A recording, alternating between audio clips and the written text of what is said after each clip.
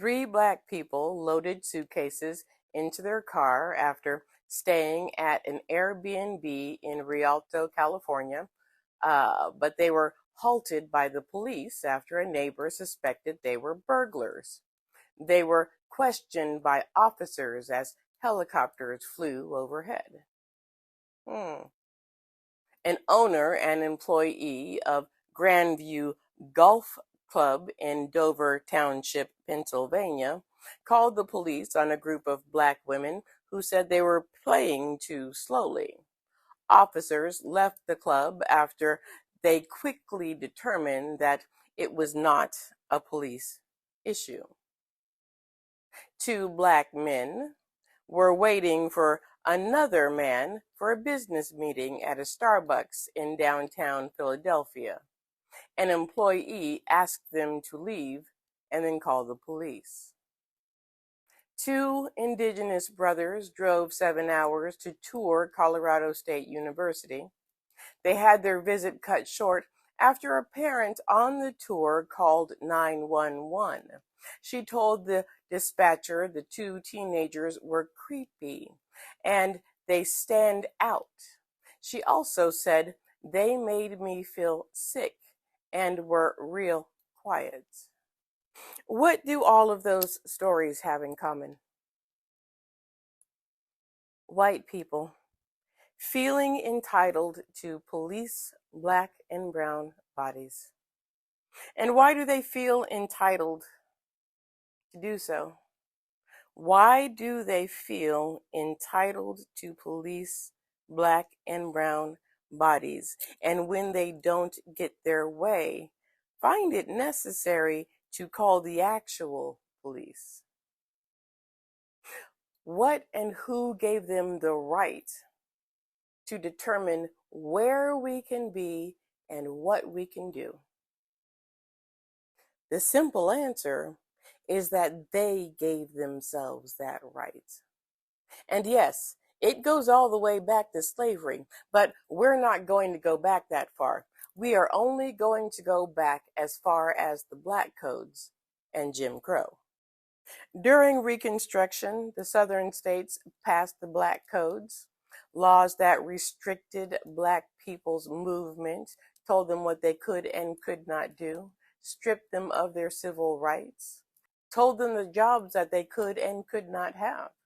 In 1866, states like Louisiana and Florida passed laws that criminalized impudence, swearing, and other signs of disobedience from Black people as determined by white people. Other states made it illegal to disrespect white employers. Part of Louisiana's Black Codes read as follows: free persons of color ought never to conceive themselves equal to the white, but on the contrary, they ought to yield to them in every occasion, never speak or answer to them, but with respect. In The Sum of Us, What Racism Cost Everyone and How We Can Prosper Together, Southern historian C. Van Woodard states Jim Crow laws put the authority of the state or city in the voice of the streetcar conductor, the railway brakeman, the bus driver, the theater usher, and also into the voice of the hoodlum of the public parks and playgrounds. Heather McGee continues, any white person was now deputized to enforce the exclusion of Black people from white spaces, a terrible power that led to decades of sadistic violence against Black men, women, and children. We always ask the question, who gave you the right to police Black bodies? They gave themselves the right to police Black bodies. If we were in their space and they told us to leave, we were expected to leave. If we did not show the appropriate amount of deference, someone was getting lynched. And yes, they called the cops if black people did not act appropriately, and the cops would always take their sides. So you see, over time,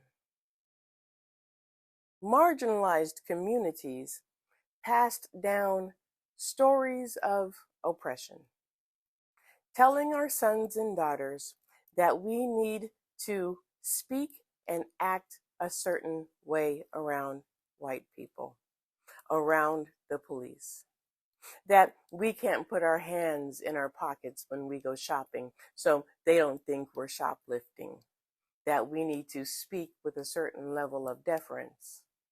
Meanwhile, in some white households, they're passing down a sense of entitlement, the sense of entitlement that slave masters and overseers had, that their ancestors from the 50s and 60s in the South had. They're passing down that the world, especially black and brown bodies, are supposed to move for them because that's their heritage.